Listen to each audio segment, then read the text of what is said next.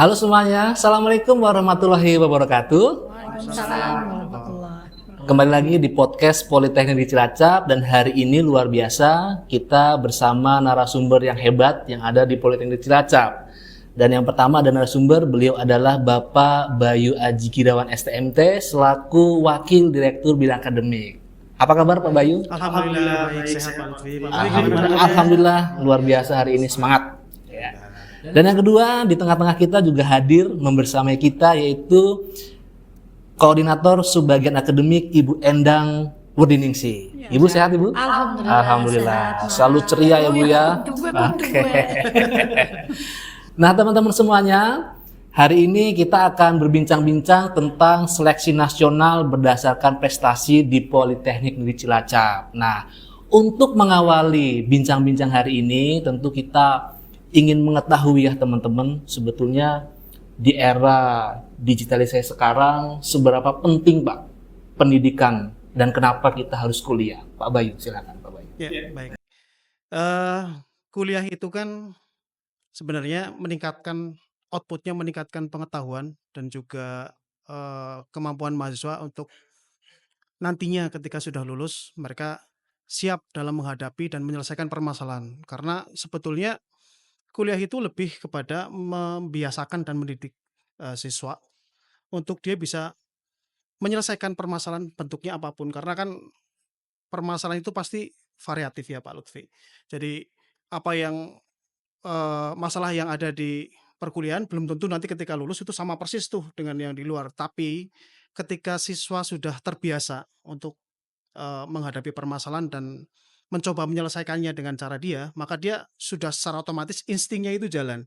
Jadi kalau ada permasalahan kayak gini berarti saya harus yang pertama koordinasi dulu misalnya, setelah itu saya nanti survei dulu dan seterusnya dan, seperti itu jadinya mengalir gitu. Jadi intinya kenapa mereka perlu kuliah karena zaman sekarang apalagi di era, revolusi 4.0 ya, sekarang semua itu sudah bisa digantikan oleh mesin, oleh komputer. Bahkan kalau kita lihat zaman sekarang ini kan disrupsi teknologi, fungsi dosen, fungsi guru kadang bisa digantikan oleh AI ya. Bahkan kalau mahasiswa ada yang mengalami kesusahan, tanya dengan dosennya kadang, wah saya belum belum pernah ketemu yang seperti ini, ketika tanya ke AI malah ketemu jawabannya gitu kan ya. Itu menandakan bahwa sebenarnya pengetahuan sekarang itu sudah berkembang, sudah tidak sama dengan yang dulu dan juga mungkin dosennya yang notabene kuliahnya zaman dulu mungkin permasalahannya berbeda yang dihadapi. Zaman sekarang ini mungkin, eee, dosennya tidak mengalami hal yang sama. Dulu itu tidak ada internet, zaman saya kuliah mungkin contohnya ya, internet itu kan masih barang yang mahal. Zaman sekarang mahasiswa kuliah sudah malah, berbasis internet kan gitu kan ya. Kuliah itu, ada yang daring malah, bahkan ada beberapa perguruan tinggi yang full daring, itu. Jadi intinya, eee, kuliah pentingnya itu adalah untuk melatih atau membiasakan mahasiswa sehingga dia punya pengetahuan dalam menghadapi berbagai permasalahan, yang kemungkinan terjadi. Karena permasalahan yang akan terjadi itu semakin tahun pasti berbeda ya, apalagi di era yang seperti ini yang yang semuanya berkembang serba cepat gitu. Kalau Bu Endang selaku Subbagian Akademik, apa Bu pentingnya pendidikan? Oh ya tadi yang disampaikan oleh Oke. Pak Bayu ya bahwa di samping itu kita juga kalau, kuliah itu network-nya tentu bertambah, yang jelas. Mengetahui berhubungan dengan berbagai macam orang dari berbagai kalangan dan sebagainya itu akan menambah, pengalaman hidup yang pastinya mau menjadi apapun mereka nanti suatu saat itu akan, banyak sisi positifnya untuk bekal dalam menjalani hidup. Terus di samping network juga pengalaman. Tadi disampaikan oleh Pak Bayu, eee, menurut saya pengalaman adalah guru yang paling baik. Bagaimana kita bisa me apa ya, memecahkan suatu masalah tadi yang saya Bayu dengan berbagai macam, cara mungkin antara satu orang dengan yang akan berbeda, Iya betul. itu akan menjadi suatu pengalaman yang pasti akan sangat berguna di kelak hari. Nah itu akan ada, bisa didapat kalau mereka, lebih banyak berinteraksi dengan berbagai macam orang, berbagai macam orang yang mestinya skill-nya lebih baik, pengetahuannya lebih baik dan itu akan membuat, berkembang pribadinya secara baik. Artinya memang kita disiapkan untuk menjadi seorang problem solver ya Pak ya, Betul. seperti dia Bu Endang ya. Oke. Nah teman-teman tentu kalau kita bicara tentang kuliah, kita semua mengenal Politeknik Negeri Cilacap. Tapi itu untuk teman-teman yang ada di sekitar wilayah Cilacap. Nah belum tentu untuk teman-teman yang di luar pulau, tentu ingin lebih kenal lagi seperti apa Politeknik Negeri Cilacap. Nah kira-kira Pak Bayu bisa mengenalkan Pak, terutama untuk teman-teman yang ada jauh di sana Pak Bayu. Silakan Pak Bayu. Baik. Jadi Politeknik Negeri Cilacap itu dulu berdiri tahun 2008. Waktu itu Politeknik bentuknya masih belum negeri. Namanya Politeknik Cilacap, swasta. Namun kalau dibilang swasta murni juga ya tidak juga, karena pendirian Politeknik Cilacap dulu itu merupakan inisiasi dari pemerintah daerah Kabupaten Cilacap, di mana dalam pendiriannya itu ada sharing pembiayaan. Pembiayaan yang pertama itu adalah dari pusat dan yang kedua dari pemerintah daerah. Jadi sebenarnya fasilitas ataupun sarananya itu bukan murni dari swasta, tapi sharing dari pusat dan juga dari pemerintah daerah. Dari pemerintah daerah itu bentuknya untuk seperti gedung ataupun tanah, itu sebagai lokasi Politeknik Cilacap, dan yang kedua yang dari dari pusat ya, itu bentuknya adalah fasilitas seperti misalnya laboratorium, isinya ya peralatan dan seterusnya, itu dari pemerintah pusat. Selanjutnya di tahun 2014 Politeknik Negeri Cilacap beralih status menjadi Politeknik Negeri. Politeknik Cilacap dulu ya, maaf. Politeknik Cilacap berubah jadi Politeknik Negeri. Ini sebenarnya merupakan keniscayaan, karena pada awal berdirinya Politeknik Cilacap itu sebenarnya sudah diplot nantinya merupakan persiapan mau dijadikan jadi negeri sebenarnya. Karena salah satu persyaratan untuk pendirian politeknik kalau zaman dulu waktu itu, karena ada hibah, kan kita harus swasta dulu, harus ada yayasannya, terus setelah itu, setelah kita berjalan, nanti akan ada pengajuan pendirian, dan memang waktu itu memang dibuka keran untuk alih status di kementerian waktu itu. Sehingga pada tahun 2014 kita mengajukan alih status menjadi Politeknik Negeri, sehingga sejak 2014 berarti seluruh pembiayaan dari fasilitas dan lain-lain itu sudah di pemerintah pusat gitu. Sampai saat ini tahun 2025 berarti sudah 11 tahun kita sudah negeri. Itu tentunya di Pasang surut ya Pak ya. pasang surut, semacam perjalanan itu pasang surut. Gitu. Ada suka dukanya dan juga apa namanya? Ada beberapa warga Cilacap mungkin malah yang belum tahu kalau di Cilacap itu ada politeknik, karena dulu itu eh, waktu masih bentuknya Politeknik Cilacap ya, kita belum negeri, kita kan kampusnya belum sebesar sekarang Oke, waktu itu. oke siap. Jadi kuliah juga masih di satu tempat dan kampusnya belum belum terpencar seperti sekarang, jadi masih terpusat. Gitu. Itu kurang lebihnya sejarah berdirinya Politeknik Negeri Cilacap. Bu Endang barangkali Nah, sebagai baik. pelaku sejarah Iya, ini Bu betul, Endang. betul. Dulu kita itu ya, dulu ya. Jadi saya suka cerita ke anak-anak, dulu ibu ya, nah sekarang berulang lagi. Saya cerita ke teman-teman ini. Dulu itu kita masih 3 prodi ya Pak Bayu ya. Tiga prodi. 3 prodi, sekarang sudah 13 13 prodi. Jadi begitu negeri perkembangannya luar biasa. Dan animo masyarakat dari pendaftar yang cuma berapa ratus, sekarang udah ribuan Pak Tri. Ribuan, oke. Sehingga ini apa ya, menjangkau ke seluruh Indonesia. Kalau ada beberapa yang mahasiswa baru itu ada yang dari Irian Jaya ada, dari Natuna ada, dari Nias dan sebagainya. Nah, mudah-mudahan tahun ini lebih banyak lagi masyarakat dari luar Pulau Jawa yang bisa Amin, mengakses oke. Politeknik Negeri Cilacap dengan bantuan media-media sosial seperti ini. Sehingga kita kepengennya sih Politeknik Negeri Cilacap tidak hanya untuk warga Cilacap, Iya. tetapi untuk semua pemuda-pemuda yang ada di Indonesia. Gitu. Artinya sekarang jangkauannya sudah semakin luas nih Pak Betul, Bayu ya. betul, betul. Karena Alhamdulillah. pendidikan ini kan merupakan hak segala bangsa ya. Jadi memang semua Politeknik Negeri Cilacap itu bukan hanya untuk warga Cilacap, memang untuk seluruh rakyat Indonesia gitu. Tapi memang keberadaannya ada di wilayah Cilacap Iya. gitu. Suka dukanya sih Pak Lutfi dulu waktu masih belum negeri dan negeri itu, kalau kita cerita itu sekarang ketawa, kalau kita cerita ingat zaman dulu, jadi indah untuk dikenang. Memang perjuangan itu, yang penting prosesnya ya. Begitu prosesnya kita bisa mulai proses itu dan tujuannya tercapai, itu indah sekali. Jadi kalau dulu kita gajinya cuma segini segini kayak gitu-gitulah, jadi membuat kita Sepertinya lebih banyak dukanya. tapi senang juga sih karena, teman-teman waktu itu masih muda-muda. Anjing. Waktu itu ya, waktu itu ya, masih muda-muda, masih fresh Oke. graduate gitu ya. Jadi begitu kita melewati, proses ini dan sampai di titik ini, kita kadang suka suka senyum sendiri gitu, Oke, nostalgia zaman siap. dulu gitu.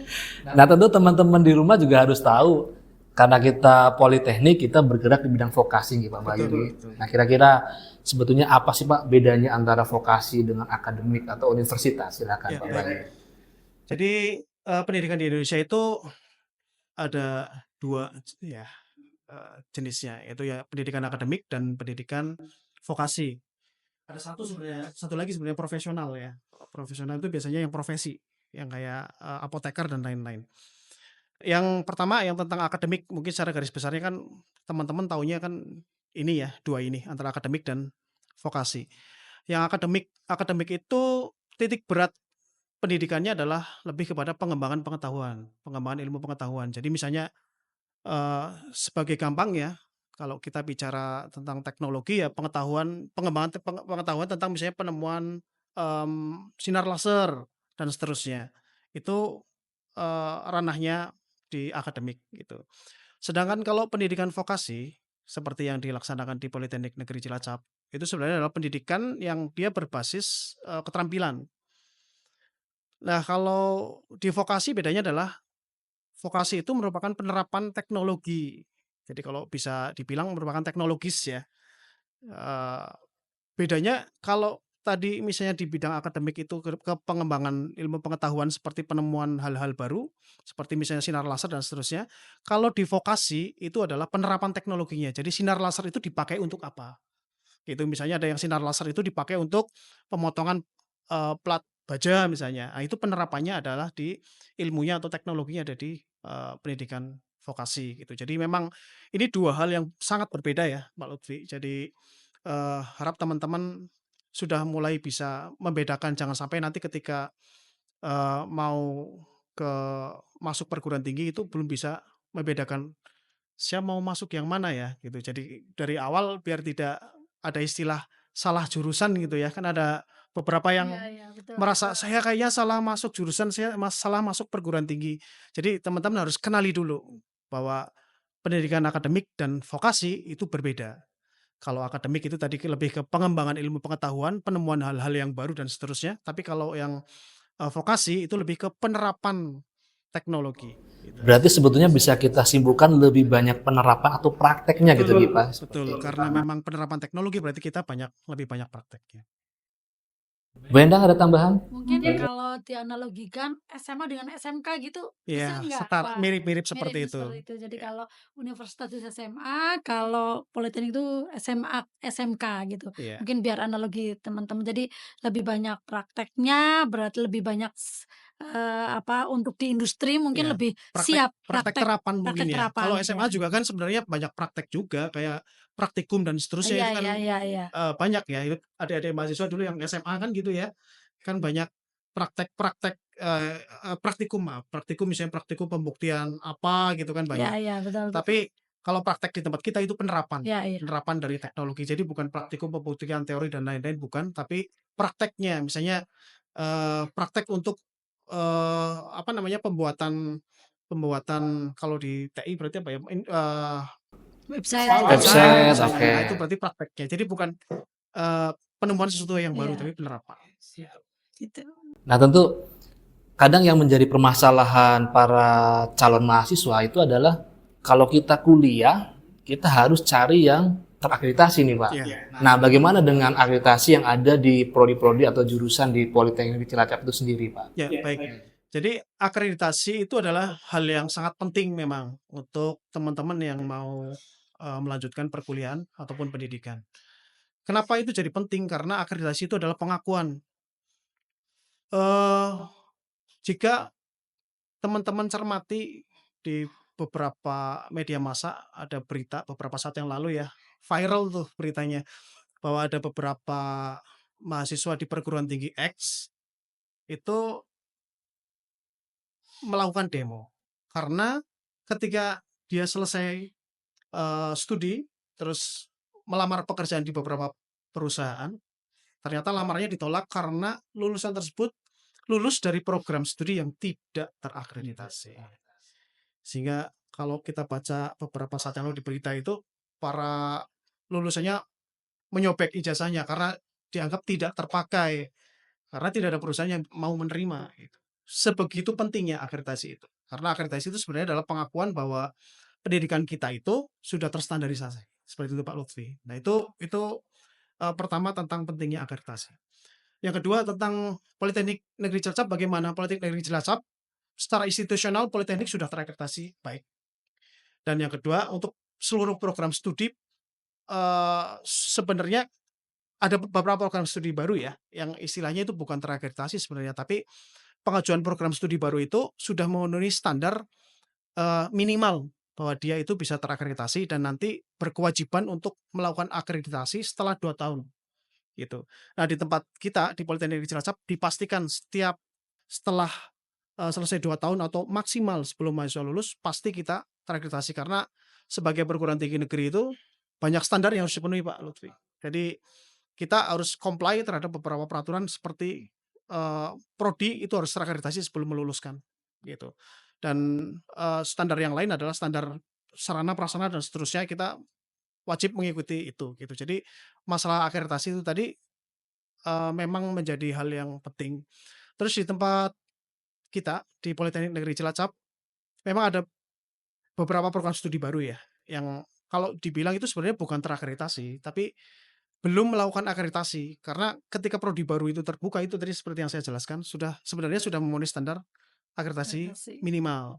Nah, akreditasi minimal itu bisa didapat ketika setelah pendirian prodi baru nanti kita melakukan pemenuhan administratif ke BANPT ataupun ke LAM nanti bisa keluar akreditasi minimalnya. Namun kalau untuk akreditasi syaratnya 2 tahun setelah itu kita harus terakreditasi dan standarnya kita di PNC seluruh program studi maksimal sebelum lulus siswanya kita sudah harus terakreditasi. Jadi jangan khawatir kalau lulus nanti tidak terakreditasi karena kita merupakan perguruan tinggi negeri ya. Jadi memang ada kewajiban secara moral ataupun secara peraturan untuk comply terhadap peraturan itu. Artinya nggak perlu khawatir walaupun itu terhadap prodi-prodi yang masih baru ya Pak. Betul. Jadi Lulus maksudnya dijamin untuk akreditasi. dijamin tidak akan mungkin mereka lulus itu tidak terakreditasi. Jadi kita jamin karena standarnya kita semua prodi sebelum meluluskan harus sudah terakreditasi. Nah itu ya teman-teman, ada jaminan bahwa walaupun kita berada di prodi baru pasti lulus dalam keadaan terakreditasi. Begitu ya Bu Endang ya? Betul. Nah, sekarang kemarin yang terbaru akreditasi itu adalah ALKS. Iya. Kita tinggal nunggu hasilnya. Jadi Iya. sudah proses. Terus RKS juga rekayasa kanvas juga sudah proses reakreditasi sehingga nanti lulus sudah pasti. Kita tinggal nunggu hasilnya apakah akreditasi itu berapa nilainya gitu dari BANPT maupun LAM ya Pak Priyo ya. Iya. Iya. Dan biasanya program studi yang sudah mengurus akreditasi minimal ataupun sudah terakreditasi itu langsung masuk dalam list KIPK tuh biasanya kan yang Ya, betul. sering jadi pertanyaan itu kan masalah KIPK tuh. Jadi prodi yang sudah mengurus itu biasanya masuk ke KIPK. Walaupun ada beberapa prodi baru yang belum belum keluar di list KIPK ya, karena itu tadi belum selesai 2 tahunnya. Proses Masih akreditasinya proses belum. administrasi. Jadi kalau begitu sudah keluar nilainya dari LAM maupun BPT nanti otomatis di PDDikti nanti akan ada muncul prodi itu. Betul. Ya Gitu. berarti triknya nanti teman-teman calon mahasiswa yang mau kuliah untuk memastikan itu memang sudah muncul atau status akreditasinya kayak apa itu bisa lihat di PDDikti ya. Nanti bisa dicek di PDDikti. Nah itu teman-teman, jadi jangan khawatir terkait akreditasi. Jaminan dari PNC semua prodi teman-teman lulus pasti terakreditasi. Pasti itu. Nah biasanya Yang menjadi salah satu pertimbangan selain akreditasi itu biaya Pak Bayu. Karena muncul stigma di masyarakat tuh kuliah tuh mahal.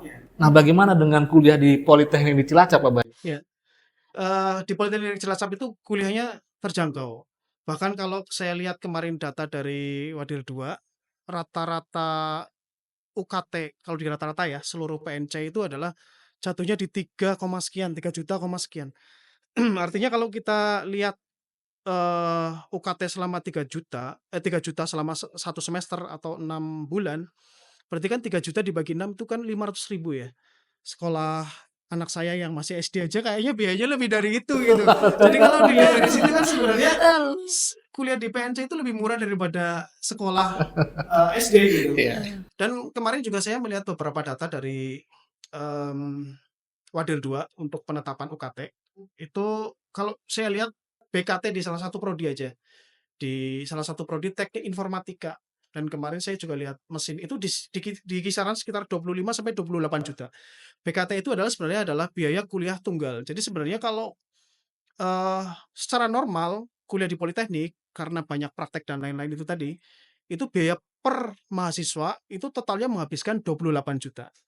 28 Per juta itu mungkin semester ya? per semester.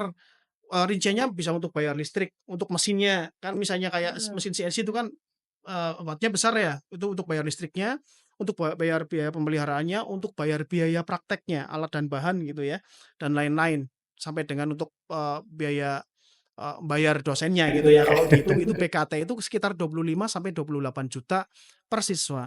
Hanya saja karena kita negeri, maka ada bantuan pemerintah. Namanya BOPTN, Biaya Operasional Perguruan Tinggi Negeri. Nah, dari biaya dari POPTN itu, makanya kita bisa memangkas. Bantuannya berarti kalau kita lihat, kalau UKT rata-rata 3 jutaan, berarti bantuan itu sekitar 22 sampai 25 juta dari pemerintah per siswa, gitu. Nah, kalau dilihat dari sisi itu, ya kita bisa bayangkan lah ya, sebenarnya memang kuliah di vokasi itu biayanya harusnya banyak. Cuman karena kita PTN, maka ada beberapa subsidi dari pemerintah, gitu. Nah, artinya dengan biaya yang begitu terjangkau, saya mewakili teman-teman di rumah nih Pak. Lalu bagaimana dengan sarana prasarana? Nah, gimana Bu Enda? Sarana prasarana nanti bisa teman-teman kayak yang masih penasaran seperti apa Politeknik Cilacap bisa dilihat. Kita kampus ini yang gedung baru itu aja yang 5 lantai 1, 4 lantai 1 dan tahun ini akan dibangun lagi gedung 4 lantai. Itu semua dari pemerintah pusat.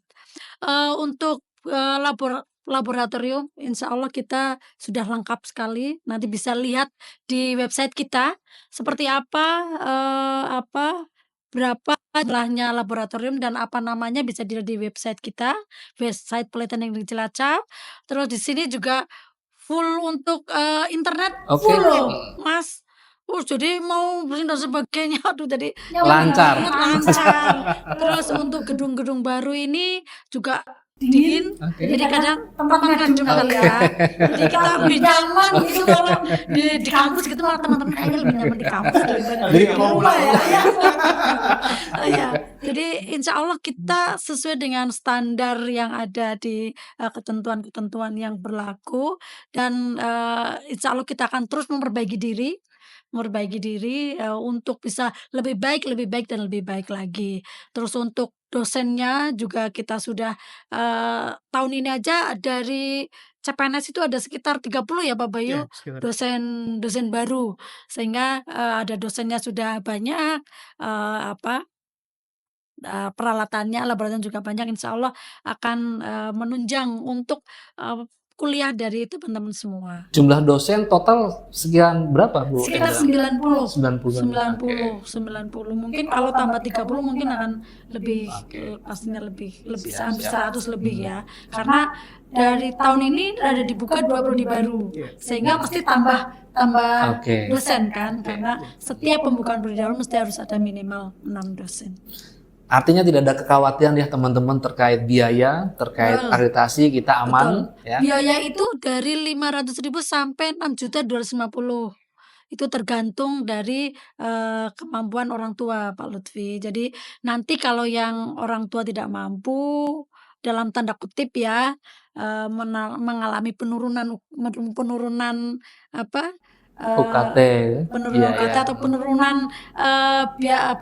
pemasukan dari orang tua, nanti akan kita bisa menggunakan penurunan UKT atau penurunan UKT dan sebagainya. Yang penting semuanya bisa dikomunikasikan asal memang datanya jelas ya. Oke. Jadi nanti ada beasiswa juga KIP.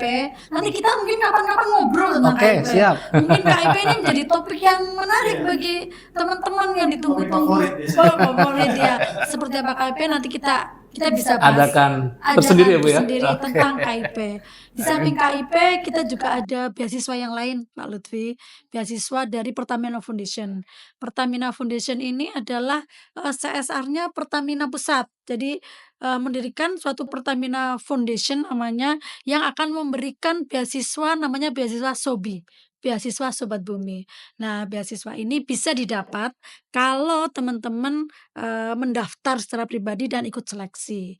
Nah, tahun ini baru kemarin pembukaan ini Pak Lutfi. Jadi ada teman-teman kita sudah share ke mahasiswa, siapa yang berminat silakan untuk mendaftar dengan ketentuan-ketentuan seperti yang disampaikan di dalam linknya Pertamina Foundation. Nah, itu mendapatkan uang UKT sebesar 4 juta dan biaya per bulan 750 kalau nggak Itu 800. membantu sekali itu Pak ya. Iya, itu dan sudah murah dibiayai. Nah, gimana kalau misalnya UKT-nya cuma 3 juta, dapatnya 4 juta, sisanya dipakai teman-teman, bisa buat beli pulsa, bisa buat makan sama kita gitu. Ada beberapa lagi, ada Pertamina Patra, itu CSR-nya Pertamina Cilacap, karena kita punya Pertamina ya, kita berusaha melobi Pertamina untuk bisa memberikan ke kita. Kemarin juga ada bantuan dari Bank Indonesia untuk teman-teman mahasiswa, juga nanti ada beasiswa dari Ikatan Orang Tua Mahasiswa. Nah, Ikatan Orang Tua Mahasiswa itu uangnya dari mana? Ya dari iuran dari teman-teman mahasiswa yang sebagian digunakan untuk kegiatan kemahasiswaan dan untuk membantu teman-teman yang ada ke Permasalahan ekonomi. iya permasalahan ekonomi. Sebetulnya kalau kita flashback ke zaman dulu kita kuliah Bu Endang, Pak Bayu, nggak ada ya Begitu banyak macam-macam beasiswa seperti ini hampir nggak ada gitu ya. Benar. Sekarang dimudahkan ya Pak Betul. Lutfi. Artinya Banyak peluang. fasilitas ya.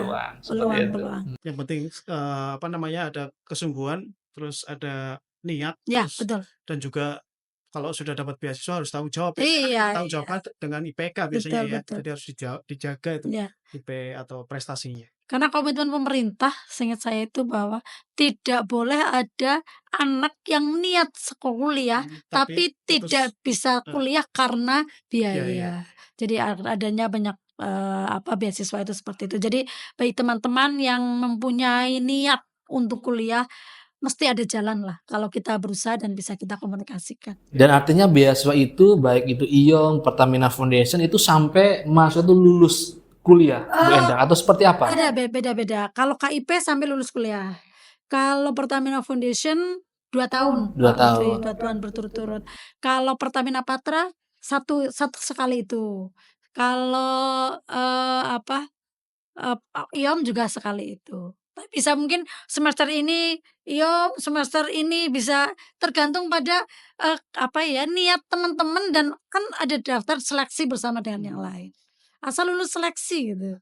Memungkinkan tidak Bu Endang kalau misalkan mahasiswa itu sudah dapat beasiswa IOM, dapat juga beasiswa Pertamina, dapat juga KIP, boleh nggak seperti itu? Nggak boleh. Nggak boleh. Kalau nggak boleh, Pak.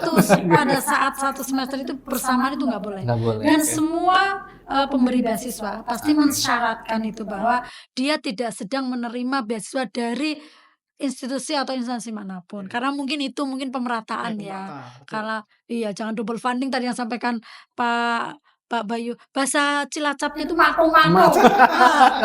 Pak Lutfi ini ngerti nggak ini bahasa mako-mako ini? Apa Pak Bayu ini artinya? Apa? Mako-mako. Itu untuk PR itu. Oke. Jadi teman-teman nggak usah khawatir biaya, nggak usah khawatir dengan akreditasi, ditambah dengan banyaknya beasiswa. Ya, betul. Nah tentu saya yakin banyak yang mulai tertarik nih Bu Endang untuk betul. kuliah di Politeknik di Cilacap. Ya. Nah sebetulnya Pak Bayu untuk jalur masuknya sendiri Pak, Ya. kita ada berapa macam proses seleksi nih Pak, kira-kira seperti apa? Ya, di Politeknik Negeri Cilacap itu ada secara garis besar ada 3 jalur untuk masuk. Jalur yang pertama adalah SNBP atau Seleksi Nasional Berdasarkan Prestasi ya, yang kedua adalah SNPT atau Seleksi Nasional Berdasarkan Tes, dan yang ketiga itu seleksi mandiri. Nah, untuk yang 2 seleksi di awal tadi itu dilaksanakan secara nasional untuk perguruan tinggi negeri. Memang sebelumnya pernah ada wacana karena beberapa perguruan tinggi swasta yang bonafit itu pengen ikut gitu, karena mereka juga pengen menjamin, standarisasinya gitu. Cuman, memang sampai saat ini belum, karena memang PP3 itu kan untuk mengelola apa namanya, ujian masuk perguruan tinggi punya pemerintah saja dulu gitu. Sehingga, secara nasional itu ada 2 itu. Dan yang ketiga itu seleksi mandiri itu seleksi yang dilaksanakan secara mandiri di Politeknik Negeri Cilacap. Nah, ini juga beda-beda karakterisasinya Pak Lutfi. Yang pertama misalnya nih tentang SNBP atau Standar Nasional Pendidikan, berdasarkan SNBP, Seleksi Nasional Berdasarkan Prestasi. Karakteristiknya adalah dia dikhususkan untuk beberapa, calon mahasiswa yang ada prestasi. Prestasi tersebut, eee, di antaranya prestasi akademik maupun non akademik. Nah, untuk yang SNBP itu nanti mungkin kita ada, topik khusus ya tentang itu. SNBP itu sendiri, eee, ada keterlibatan sekolah dalam memilih siswa-siswa yang eligible atau yang, apa namanya, masuk yang bisa didaftarkan untuk, SNBP. Jadi SNBP itu ada keterlibatan sekolah yang memilih jumlah siswanya atau, nama siswanya adalah sekolah. Yang kedua, selain, apa namanya, sekolah mendaftarkan, siswa juga harus mendaftarkan, gitu. Itu yang SNBP. Yang jalur yang kedua, SNBT. Kalau SNBT itu berbasis tes ya. Jadi memang nanti, seleksinya lolos dan tidaknya itu grading hasil tes. Jadi hasil tes secara nasional itu akan diurutkan. Jadi yang tertinggi berapa, yang terendah berapa, dan seterusnya. Dan itu nanti akan di-ranking berdasarkan urutan nilai, gitu.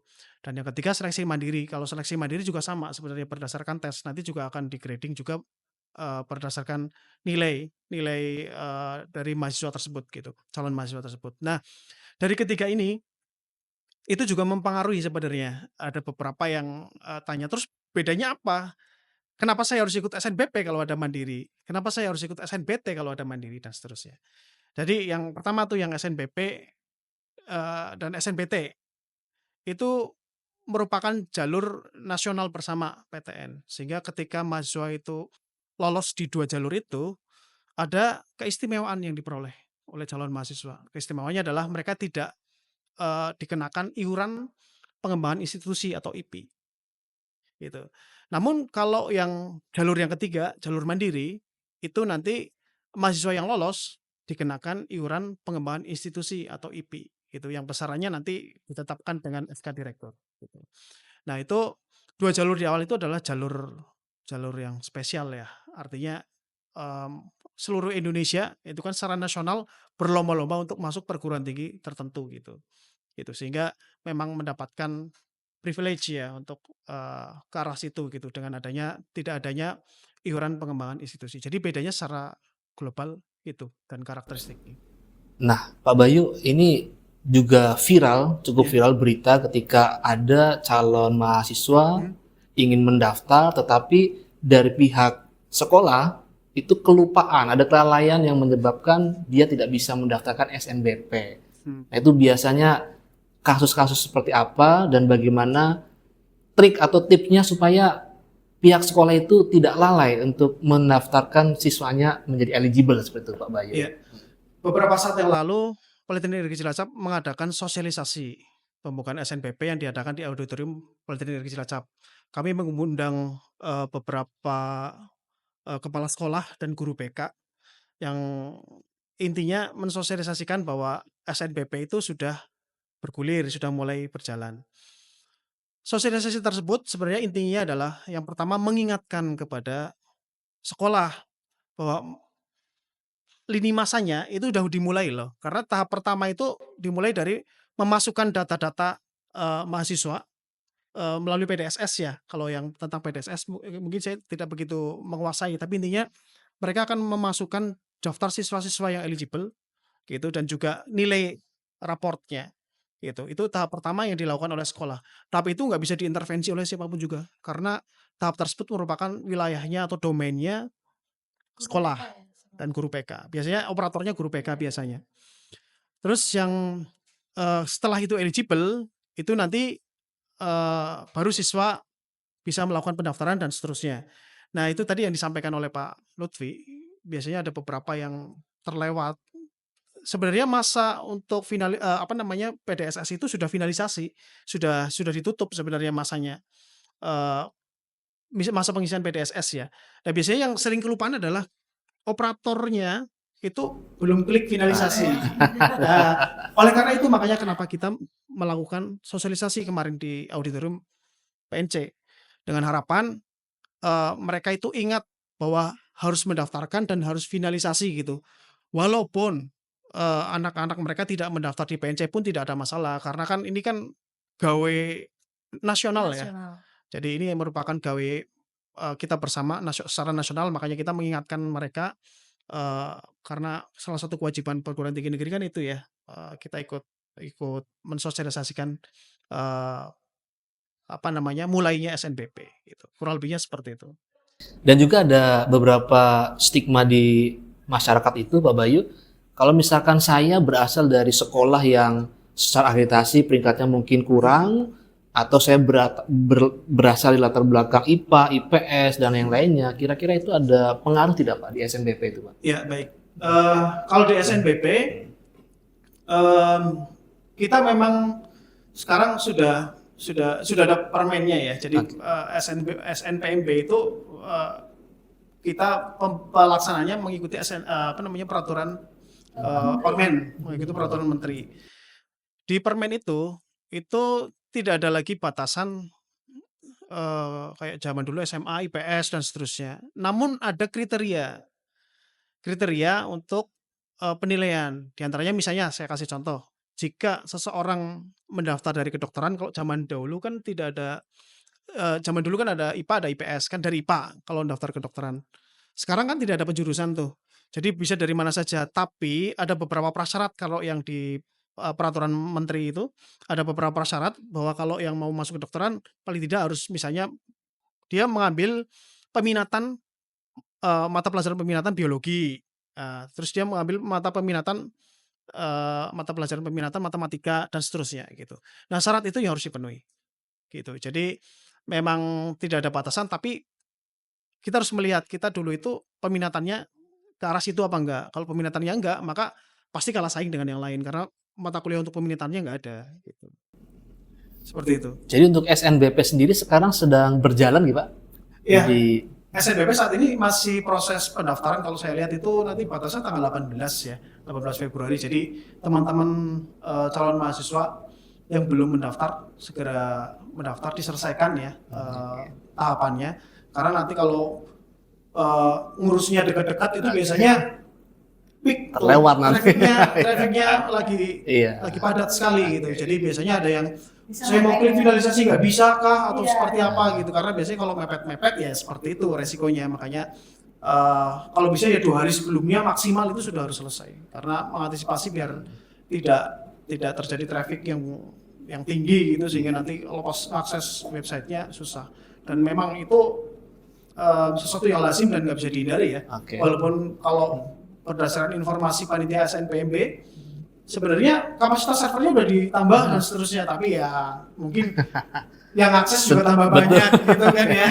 Jadinya tetap saja walaupun ditambah tetap masih kadang-kadang masih error dan seterusnya. Dan juga tidak ada Ingat Pak Lutfi, tadi pendaftarannya itu kalau sekarang ditutupnya jam 15 ya. jam 3 sore. Oke. Ya, kalau kemarin kan jam 23.59. Jadi ini bagi teman-teman ingat-ingat bahwa seperti yang dikatakan Pak Bayu itu jangan mepet-mepet. Takutnya sampai waktunya tanggal 18 Februari pukul 15.00 belum bisa Ya. tervalidasi karena traffic yang Ya betul. Dan kira-kira Pak Bayu bagaimana nih Pak tipsnya nih Pak supaya siswa itu bisa lolos SNBP karena kan kita tahu sendiri ada peluang untuk boleh memilih vokasi, boleh memilih akademik gitu Pak. Kira-kira tipsnya seperti apa nih Pak? Ya, mungkin saya akan memberikan tips untuk teman-teman siswa yang mau melakukan SNBP, nggak hanya harus yang masuk ke PNC gitu ya. Jadi yang pertama, teman-teman mahasiswa kalau mau milih kuliah itu pastikan dulu mau yang akademik atau vokasi. Karena itu dua hal yang berbeda ya. Yang kedua, pastikan benar-benar mau daftarnya di mana. Jadi jangan sampai daftar hanya karena ya saya ikut-ikutan lah gitu. Karena kayak kalau yang SNBP ini ada imbasnya Pak Lutfi. Jadi ketika dia sudah daftar misalnya di salah satu PTN dan ternyata diterima, terus dia tidak registrasi, itu dia nggak akan boleh diterima di PTN manapun dari jalur apapun, di blacklist gitu. Sehingga teman-teman harus hati-hati dalam memilih pilihan 1, pilihan 2, pilihan 3. Jadi kalau memang benar-benar tidak minat nggak usah milih. Gitu. Jadi jangan karena lah ya saya coba-coba pilihan 2-nya kemana, jangan coba-coba itu tadi.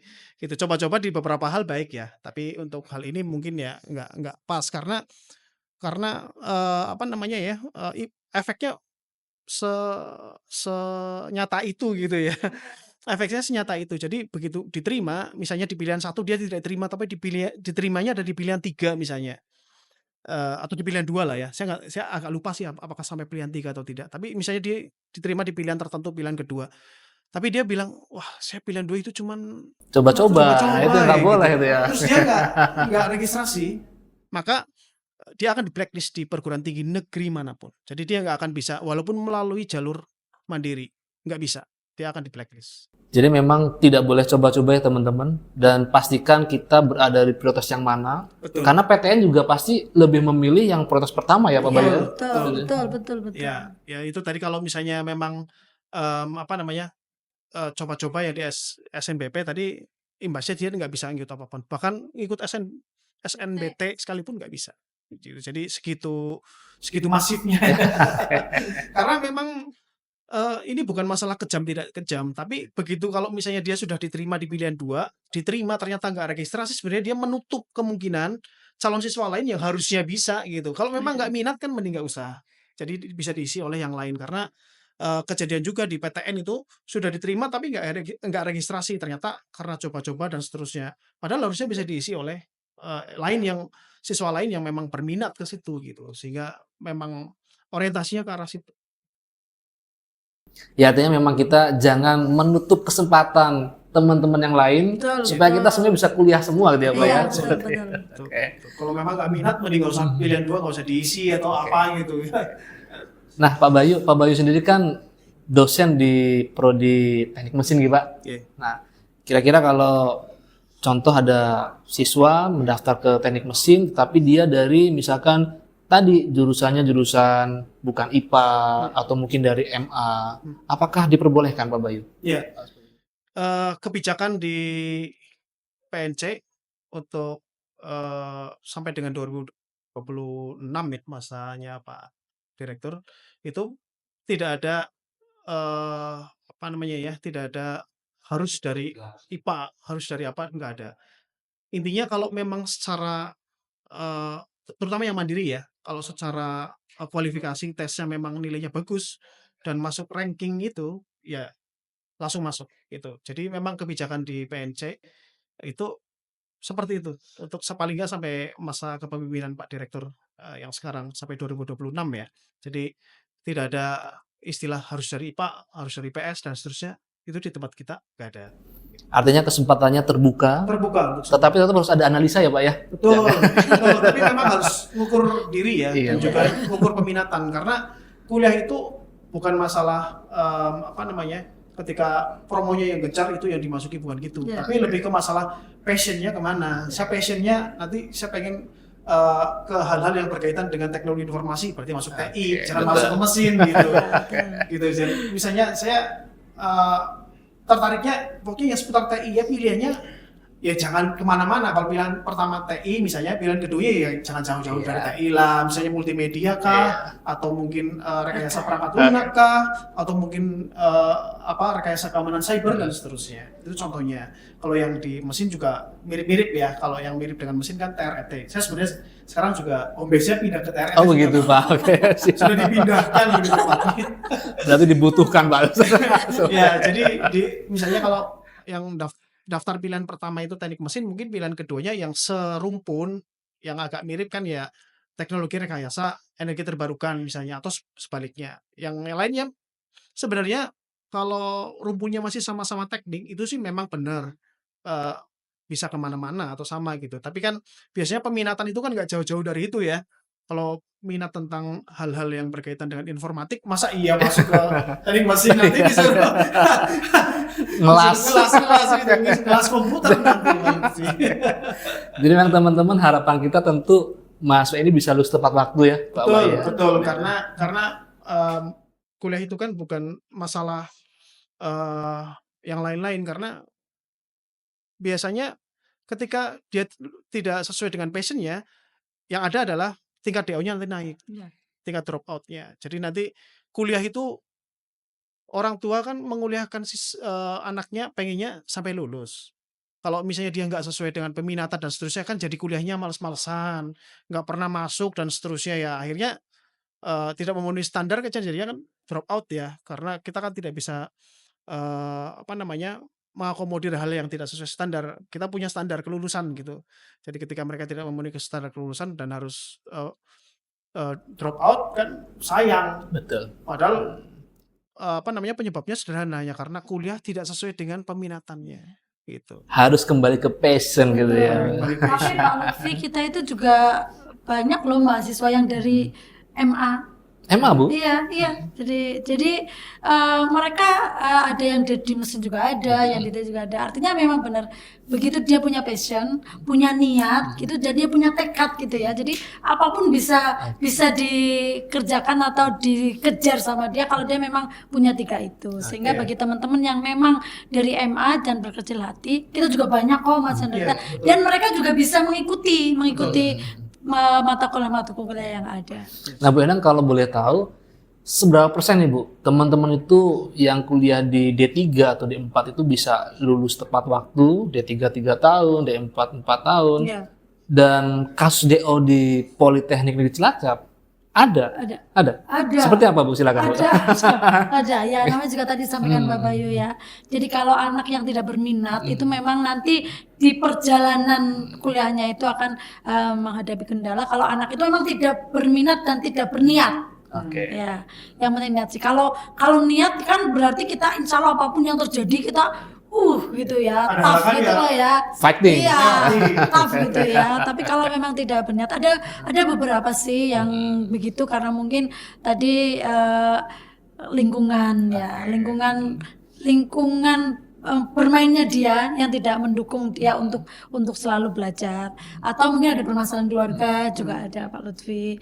Terus ada karena mungkin homesick gitu Pak Lutfi juga ada, biasa sama orang tua terus nanti kos gitu jadi dan sebagainya. Itu ada permasalahan itu. Kalau tingkat kelulusan itu 90% lebih sih Pak Lutfi. Insya Allah kita memang mulai tahun kemarin itu sama Pak Bayu itu sudah harus kalau kita bahasanya yudisium itu penggenahan. Pokoknya sih untuk genah gitu dan sebagainya gitu. Dan kalau misalnya ada permasalahan kita bisa ada dosen wali Pak Lutfi. Jadi kalau di SMA sekolah itu kan ada guru PK ya yang untuk konsultasi. Jadi nanti teman-teman kalau ada kesulitan dalam belajar di Politeknik Negeri Cilacap, ada permasalahan apapun bisa disampaikan ke dosen wali. Nanti dosen wali bisa berkoordinasi dengan kita, nanti kita berusaha menyelesaikan bersama-sama. Kalau masalah keuangan nanti dibicarakan dengan direktur 2. Kalau masalah akademik nanti bisa diselesaikan dengan jurusan atau prodi dan sebagainya. Intinya sebetulnya kalau kita niat itu apapun ada jalannya gitu. Iya, mesti ada jalan asal kita niat, dan kita juga harus bahwa niat itu, jalan itu tidak selalu mulus. Itu ya yang bahwa hidup itu memang tidak harus hidup. Ini cerita orang tua ini. Ini mengundang orang tua ya. Jadi gitu. Jadi memang harus semangat, punya niat yang baik dan apa ya, cara niat yang kalau itu tough gitu lah. Gitu sih Pak. Harus berani bertarung. Betul. Karena gini Pak Lutfi, kita lihat ya, kalau lihat di luar negeri ya, kan mereka maju sudah luar biasa gitu ya. Kita untuk mencapai titik itu gitu kayaknya puluhan tahun gitu. Nah kalau mereka itu ibaratnya kita jalan 2 langkah, mereka sudah lari 5 langkah. Nah itu yang kalau mereka bisa, kenapa kita tidak? Tentunya mereka juga dulu pernah mengalami masa-masa seperti kita. Sehingga memang niat yang luar biasa dari teman-teman semua untuk selalu ingin maju itu yang menjadikan kita mungkin bisa mengejar mereka. Artinya ketika kita ada masalah, jangan dipendam ya Bu ya. Betul, Karena ada dosen wali. Betul. Curhat apapun boleh Bu? Boleh dong, boleh. Curhat pacar? Boleh, Apa boleh. Iya, saya juga pernah punya itu kayak gitu. Cerita tentang permasalahan itu. Boleh. Alhamdulillah bisa solve karena sebenarnya kan teman-teman mahasiswa itu kan cuman belum tahu saya harus ngapain. Betul, Iya, oke. betul. Cuman perlu kita yang sudah punya pengalaman perlu mengarahkan sebaiknya kayak gini, sebaiknya seperti itu gitu. Jadi memang dosen wali perannya seperti itu, bukan cuma akademis, kadang-kadang cerita yang non akademis juga. Jadi semua halangan yang kira-kira membuat dia kuliahnya jadi terhambat itu bisa cerita dengan dosen wali kalau di PNC. Karena untuk yang orang luar daerah gitu Pak Lutfi mungkin kan butuh penyesuaian dengan budaya di sini ya. Nah dia kan nggak ada, culture shock, dia nggak punya siapa-siapa di sini. Nah dengan dosen wali itu insya Allah tuh selesaikan. Berarti dosen wali itu perannya sebagai teman sekaligus Betul. pengganti orang tua juga ya Bu ya. Yes. Cuman bedanya nggak biaya. Betul. Oke. Nah, teman-teman, tentunya dengan diskusi kita pada hari ini membuka wawasan kita ya. Betul. Artinya di Politeknik di Cilacap itu sudah terakreditasinya aman, biaya terjangkau, dosen wali semuanya aman ya Pak ya. Amin. Nah, saya yakin banyak yang berminat di PNC, Betul, tentu mudah-mudahan. mereka butuh advice nih Pak, butuh nasihat. Kira-kira closing statement, advice dari Pak Bayu dan Bu Endang untuk teman-teman kita yang ada di luar sana yang nanti ingin kuliah di PNC, jangan ragu kira-kira advice-nya seperti apa. Silakan Pak Bayu. Kalau dari saya, karena saya juga dosen ya Pak Lutfi, sudah ketemu dengan beberapa mahasiswa dari 2008. Jadi yang pertama kalau mau kuliah itu tentukan dulu mau di jurusan ataupun bidang peminatannya itu di mana atau di apa. Jangan sampai salah, jangan sampai nanti menyesal. Wah udah tingkat lanjut nanti saya baru kerasa saya kayaknya salah masuk jurusan. Wah itu udah terlambat gitu. Itu yang pertama itu ya. Jadi harus tentukan dulu passionnya dia di mana. Yang kedua, kuliah itu gampang. Yang penting sering datang, menyimak gitu, terus mengerjakan tugas, ikut ujian dan seterusnya. Yang namanya orang menyimak kan nggak mungkin nggak ngerti ya. Walaupun ada beberapa potong itu pasti kan ada yang tahu. Nggak mungkin kalau kita misalnya menyimak terus nggak ada yang masuk sama sekali, itu nggak mungkin. Jadi segampang itu sebenarnya. Yang ketiga, jangan punya stigma atau mindset kuliah itu ribet kayaknya, enggak gitu. Begitu kita punya mindset itu, semuanya jadi ribet. Itu udah jadi rahasia umum ya. Ketika kita ngomong, wah susah, itu pasti semuanya jadi susah. Walaupun hal-hal yang mudah itu jadi susah gitu. Jadi teman-teman kalau sudah kuliah itu tadi seperti yang dibilang Bu Endang, begitu punya tekad, ya udah langsung aja apa yang ada di depannya hadapi gitu, diselesaikan. Ada permasalahan ini harus ngerjain tugas gini-gini dan sudah selesaikan. Karena yang namanya mahasiswa itu biasanya keluhannya tugas. Wah ini saya tugasnya banyak kan gitu ya, mbak-mbak ini mas-mas ini kan gitu ya, ini operatornya kan gitu. Ya yang namanya mahasiswa kayak gitu, pasti banyak tugas. Kami dulu juga pas kuliah seperti itu. Karena tujuannya untuk apa? Balik lagi ke tadi topik yang pertama di awal kita. Kuliah itu kan intinya membuat kita untuk bisa menjadi problem solver ya. Nah ketika kita tertempa dengan beberapa hal kayak gitu, menyelesaikan permasalahan ya secara otomatis langsung apa namanya ya, langsung jalan gitu kan. Oh biasanya kayak gini dan seterusnya itu langsung jalan gitu. Jadi mungkin itu yang bisa saya, berikan tipsnya kepada teman-teman dan ingat, eee, jangan sampai pas kuliah itu kerasa, "Wah saya salah pilih," itu di terakhir karena akan rugi, rugi banget, rugi waktu, rugi biaya dan lain-lain. Itu yang paling utama sih dan yang paling jelas kalau DO itu kan pandangan orang terhadap kita juga nggak Iya, enak ya. Kayaknya dulu itu kuliah di sana kok ini sekarang saya DO, lihat di iya. rumah itu kan yang bebannya bukan cuman ini aja tapi juga secara mental, psikis kan gitu-gitu kan. Jadi ada mau keluar yang biasanya keluar biasa aja sekarang malu, Iya. harus pakai hoodie, tutupan, nanti mau kelihatan tetangga, saya kok di rumah dan lain-lain itu efeknya dari, tadi dari salah pilih jurusan tadi itu.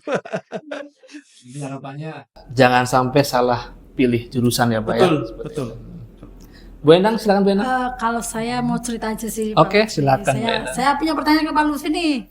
Pak Lutfi itu kalau, teman-teman juga nih, kalau memotong apel itu gimana? Ambil pisau, Gini, cus. jelas gini ya. Kenapa nggak gini? Ini apelnya, kenapa nggak gini? Iya. Karena kita mengikuti pola pikir Iya, banyak betul. orang. Ya. Karena mempunyai pola pikir banyak orang dan nggak biasa ya kita Betul. motong kayak gini.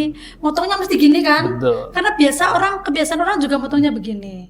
Pak Lutfi, kalau Pak Lutfi mau memotong kayak gini, itu Pak Lutfi ada bisa melihat bintang-bintang karena bijinya itu kan seperti itu ya. Nah, jadi teman-teman kalau mau mendapatkan bintang-bintang, berbuatlah sesuatu yang tidak biasa dilakukan oleh orang lain dan berbuatlah yang sedikit sulit. Karena begini motong gini lebih sulit di samping dibanding memotong ini. Jadi, berbuatlah, yang tidak biasa dilakukan oleh orang lain dan yang sedikit susah karena itu Anda akan mendapatkan bintang-bintang. Jadi di saat orang lain itu, menonton TV atau teman-teman kalian lagi pada main, kalian mungkin bagi tugas, bikin tugas, belajar dan sebagainya. Sedikit lebih sulit sih, tapi itu akan membuat teman-teman dapat Iya, bintang-bintang. saya punya cerita juga tentang itu tuh. Oh Saya dulu gitu. pernah pas kuliah itu 1 semester nggak pernah nonton TV. Karena, ngerjain tugas dan seterusnya ya, tugasnya harus diupload dan seterusnya kan ya, nggak pernah nonton TV. Nah di semester itu IP semester saya Tinggi. 4. Wah, kan betul. Sudah Tapi ada buktinya sudah ada buktinya jadi dari emang siswa saya saya. merasakan sendiri itu. Tapi Betul kalau untuk betul. makan apel saya kayaknya lebih baik digigit Bu, Oh gitu. daripada diiris. Karena kalau diiris kayaknya kelamaan gitu ya. Lah ini kok dikit nggak dapat bintang ini. Poinnya adalah berpikir out the box.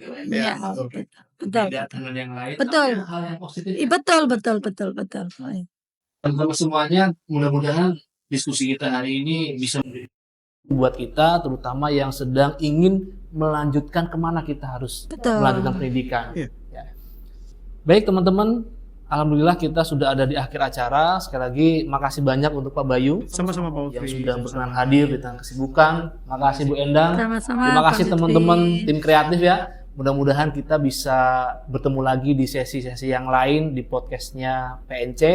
Dan kami tunggu teman-teman yang ingin meningkatkan skillnya. Datanglah dan bergabung di Politeknik di Cilacap. Kita maju bersama, sukses bersama. Akhir kata, terima kasih. Kami akhiri. Wassalamualaikum warahmatullahi wabarakatuh. Waalaikumsalam. Politeknik di Cilacap, building skill for the future. Sampai ketemu lagi teman-teman. Terima kasih.